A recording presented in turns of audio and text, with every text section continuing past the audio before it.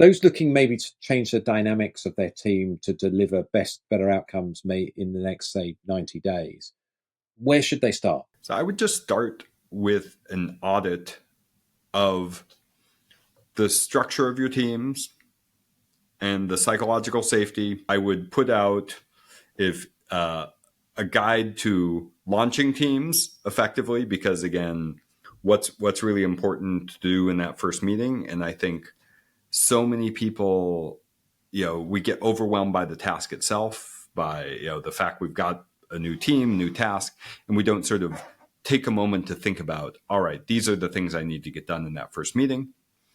I would make everybody schedule at least one reflection meeting during the task. And that I recommend people do that at the midpoint between when you launch and when your deadline is. Say halfway through, we're going to reassess all these things. We're going to make sure that the goal is still the goal that we want to be working towards. We're going to reassess our norms. We're going to, have a real deep talk focused on group process and group dynamics.